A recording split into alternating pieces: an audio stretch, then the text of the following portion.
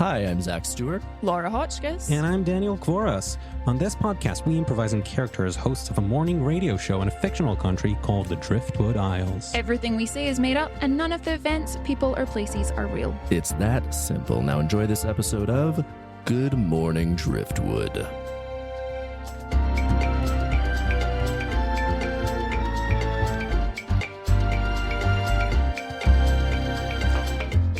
And we are back. Thank you for listening to the first of a 7-part series of 7-minute history bites today on Driftwood's History Day. We love it. Every year we take time to just dig right in to everything that's ever happened on the Isle and maybe everything that ever will happen on the Isle. Cool. I'm Penelope, and joining me are Dirk Ayo. and Bench. History. Ooh, on theme from Bench here. Exciting. I love history. Now, we have been getting a lot of calls, getting a lot of little pre-recorded documentaries we've been listening to. We've been getting so many pre-recorded documentaries. So many sent in so far. Are there any favorite facts we've learned so far today? I love that people in Driftwood used to be about 6 inches taller until about 1875, at which point there was just a dramatic shift and suddenly everyone became taller.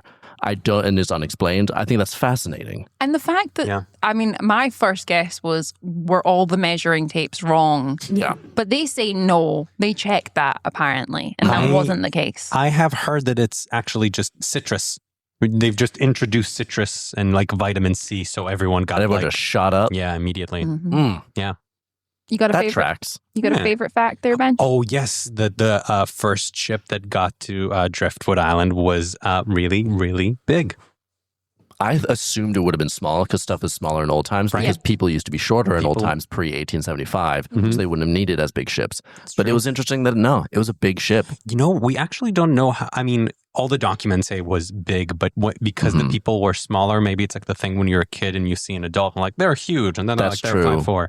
So then they grew up and they looked at the ship in the dock and they're like, it's not as big as No, I remember. maybe. No one knows. No one knows. No one ever truly really knows. And it was burned to the ground. Yes. Yeah. Mm-hmm. Yeah.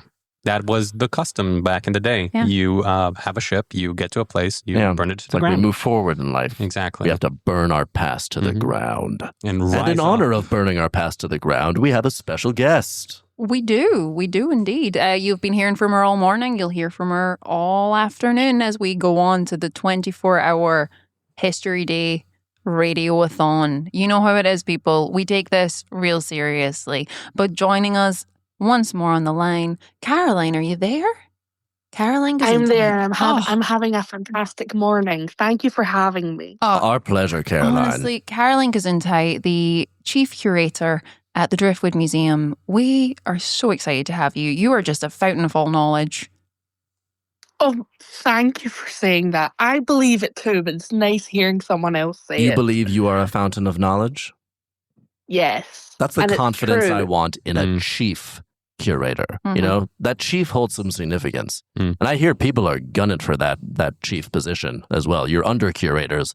We are a citizens known for mutiny. We are a society known for mutiny. So I'm sure they're constantly gunning for that title, but it's that confidence and that steady hand that I'm sure keeps you at the head of the ship. Yes, exactly. No one will steal my position. I've made that very clear amongst all the other curators of all the other museums on the Driftwood Isles. What sort of things I am the chief. do you do to assert your authority over the other the under curators and the other museums on the island? Thank you for asking. I put my hands on my hips and I stare and I sometimes do a point with a finger. Oh, bold. Ooh, do you point at them or do you point at like other things? Or just like sort Directly of at them. to emphasize your as you speak? Like politicians. Directly at them. Oh, Sometimes the thumb and the finger? At them, confrontational. I'm just thumb. Just thumb, yeah. Just I point thumb. just thumb. You point your thumb. Yeah. Just this. So are you thumb. giving them a thumbs up or are you pointing the thumb at them? Like a political thing where you at don't them. want to do the finger point, you do the thumb point Yes. instead. Yeah. And sort of a wrist, like a handshake, a It's a wrist real- sort of shake. Yeah. And then is that also how you determine which of them will live or die at the end of a battle? Luckily, we haven't had to do that since 1904. But that's nice. That's a nice. history fact. I would be the one to choose. Sorry, we missed you there because of the very well placed air horn. What was that last thing you said there, Caroline? I would be the one that got to choose. So you would have been. Do you think you missed out on a bygone era by the fact that you have not been able to exercise your authority in that way? I don't feel like I missed out because history is ever moving forward. The later we get in life, the more history that is behind us. So you get to reign over a greater history than any of your predecessors. Reign. Yeah. Yes, I have more history to dig from. No. So that makes me the biggest chief. Makes sense. That absolutely. Now, speaking of history, I hear you've another one of these delightful history bites. Speaking of history, speaking of teeth, little history bite. History bite. For us today. Yes.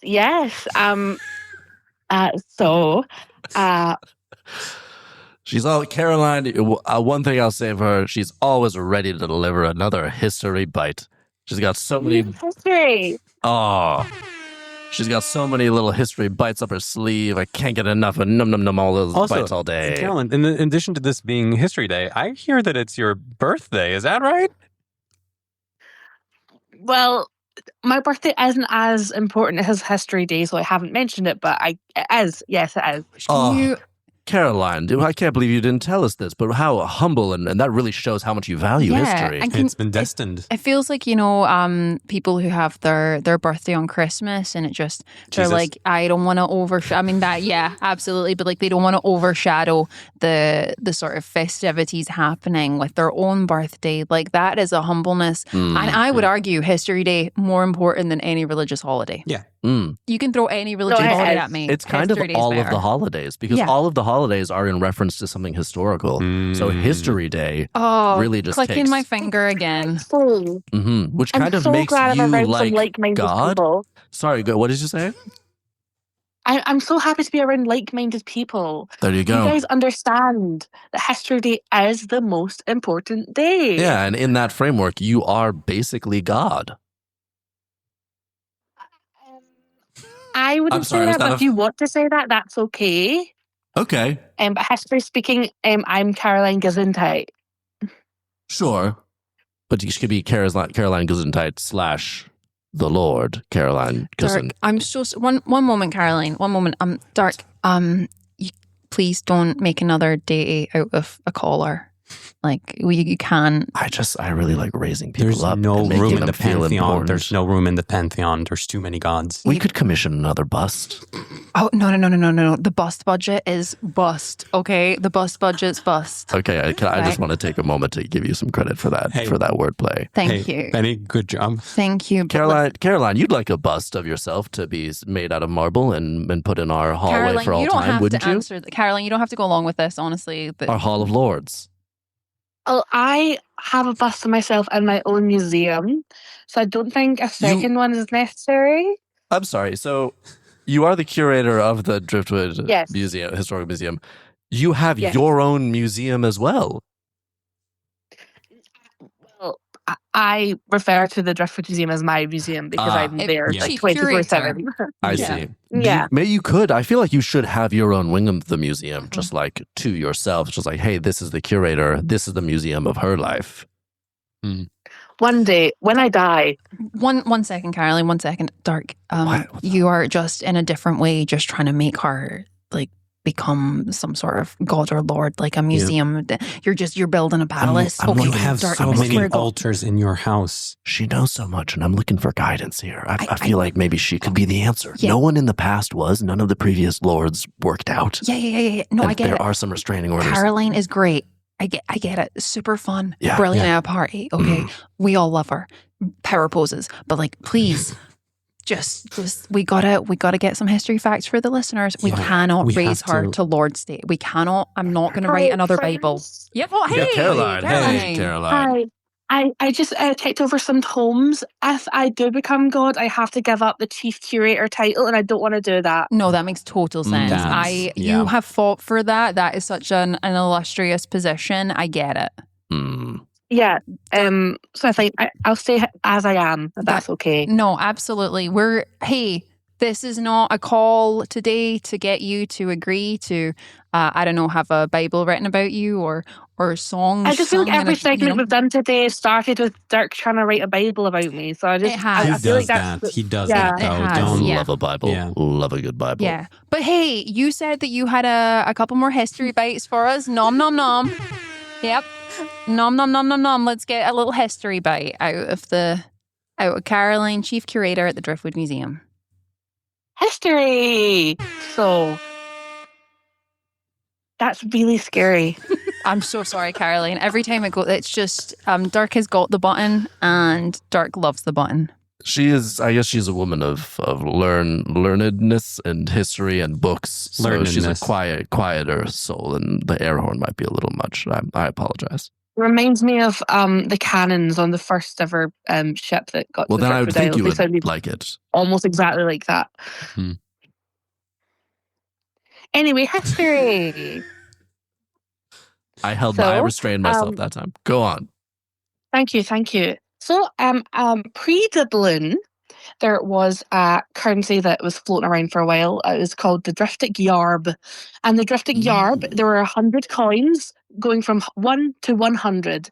I have collected 99 of those coins. Oh, gotta catch them all. Yeah. Yes, but as we all know, all of the 13 coins were collected and chucked off the islands as they were seemed to be unlucky.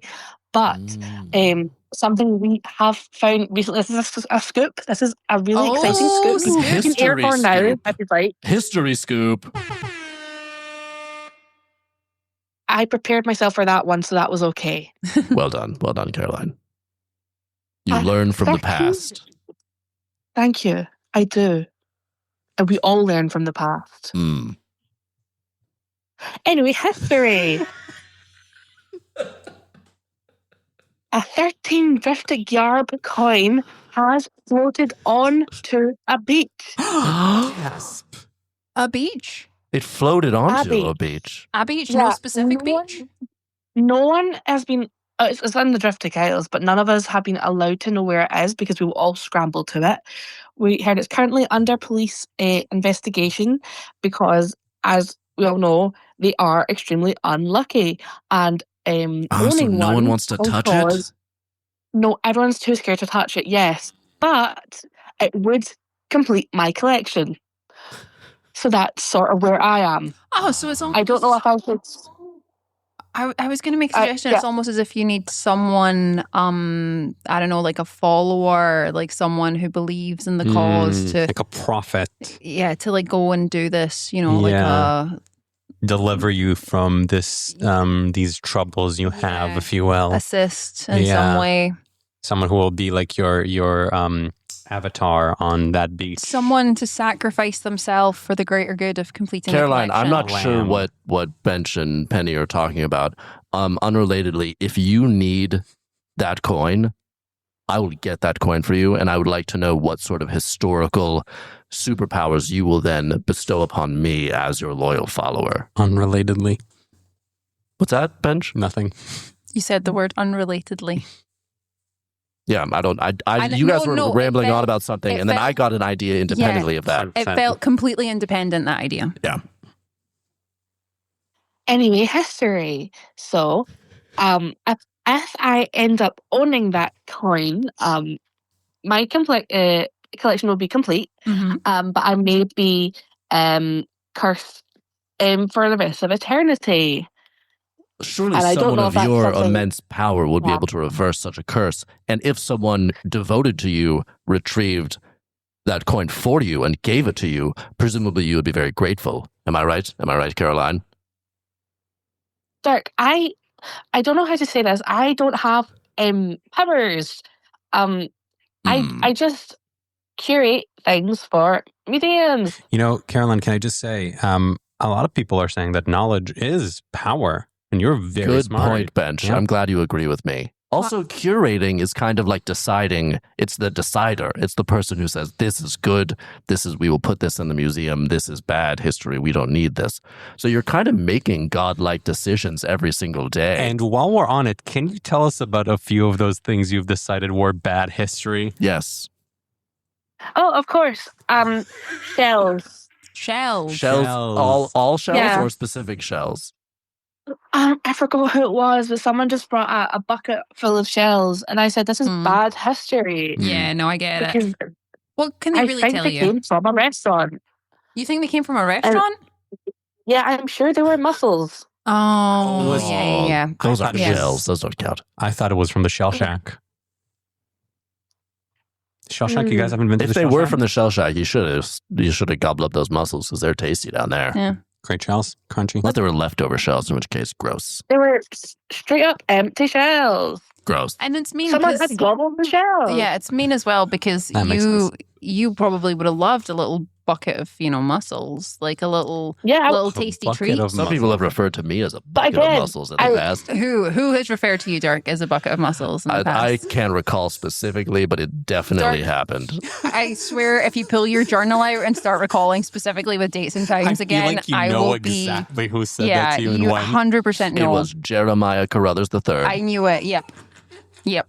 He saw me one day and he said, "Who's this handsome bucket of mussels?" Handsome. And we've been, and I held that back the first time I mentioned the bucket of mussels thing. Humble. So it could, thank you. I appreciate that. And Jeremiah and myself have been hitting the gym ever since. Great gym buddy. That's so sweet. Yes. History. Please continue, Caroline. But yeah, like even if they came with the meat still inside, that would still be bad history. Well, presumably the meat Do you would go bad understand? and you can't put that in an exhibit. That's disgusting. Mummies. Could you mummify They the don't go mussels? bad. Sorry? Yeah, I thought the thing with mummies was that they didn't really go bad Yeah, but there's because of meat the inside them. embalming. Yeah. But there's the meat inside. Yeah, Yeah. but then it doesn't really go bad because of the embalming process. What? Because of which But process? I wouldn't want to embalm a mussel and then put it in because what am I going to say? This was embalmed 8 days ago. Also, No one cares. No, I get it. And like, why are you going through that level of effort for something that is literally just the special of the day from the Shell Shack? Like, Yeah. why? So, Yeah. That Exactly. makes sense to Like me. we have a list of people on the Driftwood Isles that will be embalmed once the time comes. Really? Mussels are not on that list. How do we find out who is and isn't on that list? Yeah, and how do we get on that list if we're not on it? Bench is interested. Legally, I'm not allowed to say any names, but I Us? can say, Mhm. I can say, one is related to Dirk. Oh, Oh, Jack. Jack. One is It's got to be related to Jack. me. 100% Jack. There's 100% that's going to be I Jack. can't say names, but the name rhymes with smack. It's It's Jack. going to be Jack. It's Jack. I was can't hoping say it would be. names. I was hoping it would be Papa. I was hoping it would be my father, but Yeah, but I mean, if they're only going to do the embalming process for people who have like a historic significance. I to wouldn't the say my Isles. brother is historically significant. He's made a box couple office. bomb He movies, saved- like movies that bombed at the box He office. saved the movie. But yeah, business. I can't say any names, but I can say he's historically significant. It's true. Ooh, If I it don't know if is, that hints anything. it is hinting something, but the thing that it's hinting at is upsetting me, and therefore my brain is rejecting it. I can't imagine that it's the same Jack. It must be. I heard he's doing. Is it true that he's having his like Broadway debut in this fall? I have to assume Broadway has higher standards than that. Oh no! What would he be in? What's he in? What did you hear? It was a. Was it? It was a mammoth. I think it was. Was it Glenn Ross? Is That makes what he's sense doing? that he would play a mammoth. You want to cover that face with A a bunch mammoth. of fur and Oh, tusks different- and diff- stuff. are you No, you're confused thinking who it about is? the whale. That's a different. Sure. Also, We you have could a put a bunch mammoth of at, brill the and Driftwood You have a mammoth? Yeah, he is embalmed. ooh. There was a mammoth on Yeah. Driftwood. I would not think that this is a large enough No. island to support that size of animal. Yeah. Well, in the Is- waters. And that's the thing. That really fun fact, now that you mention it, there was only one, and that's why we didn't have more. Oh, that makes so much sense. So did he or she swim here? How did it It was a arrive? it was a Pangea situation Mm. where Ah, a Stranded. little Say tug no more. broke off with one little guy on it. And Like that a polar was bear on it. an ice. It was a Pangea situation. Do we Exactly. Except mammoth on an island. Do we have any ideas of what the mammoth maybe would have gotten up to on the? I mean, there's so many fun things to do and see on the Isles, so many great tourist attractions. Do we have any ideas maybe what the mammoths would have? Or sorry, I said mammoths. That was really rude of me. Mammoth. There was one. It was a Pangea situation. That was rude of me. But yeah, do we have any ideas of like what they would have gotten up to or seen? Or maybe so many ideas. Yeah. Oh, maybe this is a fun idea, a fun little thing for History Day. What if we all pitch things that the mammoth? Like if we were the mammoth, what sort of like touristy things would we do on the island? Yeah, you could have a virtual reality exhibit, and I'll tell you the truth. It's a quiz now. It's a quiz. And then you could create like a virtual reality exhibit where the people that come to the museum can like live a life in the day of the mammoth. This lonely mammoth Pangea situation. So what did he do? What did we think? So one day on Driftwood. Just one, you get 24 hours. Okay. So I want to say 2 hours 13. I might be incorrect about this. I'm got to be watching Hidden Figures. Yep, absolutely. Yeah. Driftwood's favorite film, Hidden Figures. Caroline, can I ask a question? Sorry, this is like in opposite of what Dirk said earlier, this is very much related to what was just said. How many square feet is the Hidden Figures exhibit now in the museum? How many copies of it do you have? Because I'm sure last time I came around and you had, I think you had just broken the record for 2,713 Blu-ray editions of Hidden Figures. Hidden Figures wall, which is a wall of just all of the Blu-rays and DVD copies that we've collected. We've actually just got to 2,715, so we have to Congratulations. Well done. We don't have a shelf for them yet. Gonna have to say that again. The air horn was kind of... That's on me. Don't worry, I stopped when the air horn went because I know the complications of it. Thank you. You're real tough. But yeah. It's a technological issue. Go on about the Hidden Figures wall. We do have 2 more copies. We do not have a shelf yet for them. We're looking into that. Right now they are in a box in my office. What happened to the wall where all of them were displayed? It's full. Yeah. I see. Shelf. There's no shelf. Gotcha. So the wall is full. We need to add more shelves. Yeah. I see. Yeah. More shelf. I imagine that's a problem in a museum. You always need more shelf. Oh, the amount of storage it's a like museum you work must need. here. We always need more shelf. Oh my goodness. All the time. I'm thinking about all the shelf we need. What are some? I mean, it sounds like you have a lot of problems that you deal with in your life. Like, if you were to make a wing of the museum based on your life, what would that wing of the museum contain? Dirk, you're. I'll answer. It'll contain probably one of everything from the museum, but a few extra copies of Hidden Figures. Yeah. Okay, so it would be like a replica of the museum. Yeah, but a little bit smaller. A little bit smaller because it's one room. You're saying your life is the museum. So devoted, to your job. I guess that is what I'm saying. Yeah. Now, and also Hidden Figures. Now, I'm just aware that the listeners are probably a bunch of questions based on some of the things that you said earlier that we obviously got a bit sidetracked talking about the mammoth. Doesn't sound like us. Talking about Hidden Figures and trying to potentially make you become an almighty lord. But when I just want to circle back to some of the things you were saying, because you're just playing in my mind a little bit around about that 13th coin. You seemed almost kind of scared by the idea of touching it and the curses. Yeah, said curse. Is this some sort of museum curator curse? Like have there been other museum curators who have fallen foul of the curse over the years? Question. Is that why you are a little bit nervous to deal with the coin? What is this curse? What's the details of it as well? Well, no museum curators have been because we haven't found a 13th coin in hundreds of years. But the curse has lasted when they were out in circulation. So anyone that would pay with a 13 coin got hit by lightning, a tree fell on them, fell into the water. Curse. Fell into the water? Now, that doesn't sound that bad. Caroline, I have a question about this. So you say the 13th coin out of 100 coins, is that right? Yeah. So are all the coins the same value and they're just numbered, or are they of different, like, is this coin worth 13 coins of the one? Like, what makes You this mean when they coin were in a operation? Because 13? I imagine the 13 now, just based on like coin collector stats, it would be much more valuable because it's much more rare. Yeah, but when but they were also- all in circulation, you mean like, was there any more? But also, if you already have 99 coins, don't you already have the 13th that you've collected? Like, what makes it 13 in relation to the other one? You know, They're numbered, you say? Well, Is that what you that's said? their value.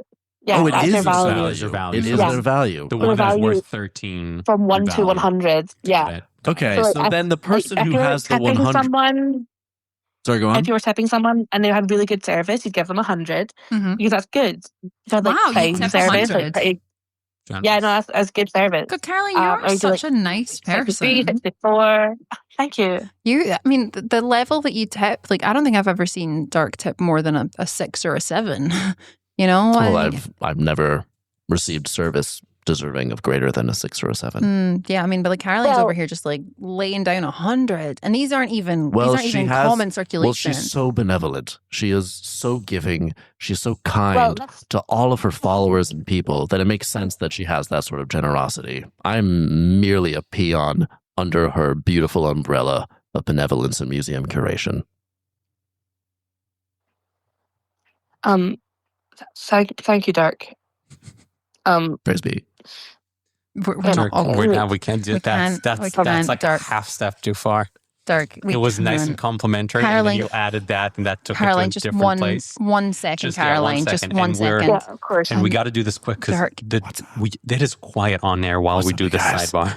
Yeah, Dirk. Hey, how's it going? Do you think it's going good with Caroline? I think it's going real good. Do you think with she Caroline. likes me? I think she thinks you're great, but like you're gonna cool it with the religious imagery and language. Not too strong. You are doing the thing again when you're literally trying to put someone on a pedestal. Yeah. Remember we talked to you about that? Yeah. That's not good. I just keep making pedestals. I don't want to. And you didn't have to because you called in today. We told you this was a call in. You didn't need to bring the pedestal it's with right you. there. It looks so lonely. I feel like people are comfortable on pedestals. It's like a comfortable seat. Famously not. Famously not? Famously, people don't like to be put on pedestals. It's a lot of pressure for the person on that pedestal. Now, Do you think I disappointed Caroline? Hi. Caroline. Hey, so we were just chatting about how you were picked Museum Curator of the Year by the Museum Curator Worldwide magazine. May we say that was a beautiful photo shoot that you took part in. Thank you. Thank you so much. Wonderful interview. I wanted to show the Driftwood Isles for as they are. So, I lay down on grass. And I feel like that it showed me grounded in how I love where I am. And I love how you dressed up as all the different historical figures from Driftwood for the photo shoot as well. Now, some people do argue that's a lot of pirate outfits, but they don't get the nuance between them. Yeah. There's different types of pirate. Yeah. People don't understand this. People don't get it. Pirates are not a monoculture. Yeah. Pirates are not a monolith. Yeah. People don't get pirates. No, they really don't. Because if I just chose one pirate outfit, that would offend lots of the pirate communities. I have to wear them all because there's a lot of famous pirates, Do you have a favorite famous pirate, Caroline? Oh, I don't know if I can say. Oh, come on, Caroline. This is a safe little space here. Claudio Greenbeard. Have you ever heard of him? Captain He's Greenbeard. Good. No, Claudio Greenbeard. He wasn't a captain. Now, can I say that's actually like really humble of you, even though you are chief curator. So in terms a captain in your own right, that you would pick someone who isn't a captain. Again, just like a real sort of humble, down to earth nature, real grounded on that grass there, Caroline. Lowly ground Also, of the grass and of the soil you are. The sea went Thank you. I loved his rope work. Mhm. That was what he was famous for. He was the best at ropes. Mhm. And I feel like that is a very underrated skill in the pirate community. But Claudio Greenbeard was your rope guy. You needed a rope. You go to Claudio, you know? If you needed a rope, could you elaborate on when someone would need a rope and what Greenbeard would do for those people? Yeah, of course. If you had, let's say, a ship or a boat, and you need a rope for a ship or boat needs, you go to Claudio. So he would just make the ropes. He wouldn't like tie particular knots, and he was just a good rope maker. Oh, sorry. He would do it all, but yeah, he would make ropes. He would tie knots. He would roll them up. He would hang them on things. Okay. He would go on. Drag them along the ground. He would wrap them around his leg if needed to. Wrap them around his own leg? If needed to. If needed to. Okay, sure. Go on. Tie together a bunch of ropes so it looks like a mama duck with baby ducks following her. Cute. Little party trick ropes. Yeah. He made wigs from ropes. We have a few of those in the museum. Yeah. I remember you wearing one of them in the photo. That's what that was. That makes sense now. Yes. That was my Claudio. Yeah, it was that photo where you were riding on the back of the statue. We have the statue in the middle of King Square where there's the man riding the horse, and you were sort of riding the back of the horse, looking off into the horizon, and you had that rope wig on. Yes, the horse was symbolizing a boat or a ship in that picture. Interesting. Wonderful. That is, in most Driftwoodian arts, horses symbolize ships. Yeah, people have a real hard time here drawing ships, which is a real challenge considering how maritime-based. Horse is so much easier to draw. Yeah, horse is much easier. But I find it so interesting, though, that if there is a picture of a ship, it usually symbolizes a cat. Like that was so. You find that weird? I say weird, but also maybe like just so, I don't know, like there's something just so symbolic and fascinating, like really to dig into just all the different, I mean, symbolism, you could be here all day. Yeah, there's that famous oil painting of the ship atop the cat, and there's a man on the head of the cat looking out over Driftwood, the Isles. No, when you say that famous painting, that was in the Sunday cartoons, right? And that was like with the clever caption. Pardon? No, that wasn't that in the Sunday cartoon section with like a clever caption. The art section. Yep. Yeah. The art section of the paper. The art section. It's where the drawings and the paintings are. Yes. So I imagine it's the art section. No arguments there. Now, we are going to cut away to another one of our little fun documentary offerings for you today. But don't you worry, listeners. Caroline will be with us all day. And actually, that was a perfect segue. Now, we know Dirk's favorite phrase is unrelatedly, but relatedly to what Dirk just said, Caroline will be talking to us about some of the historic art found on the Isle once we're back. So tuck in, get ready for this documentary, and don't go anywhere because, as always, it's History Day and we're going to be here for 24 more hours. Good Morning Driftwood is executive produced and hosted by Zach Stewart, Laura Hotchkiss, and Daniel Kvoras. Engineered and produced by Zach Stewart. Music by Daniel Kvoras.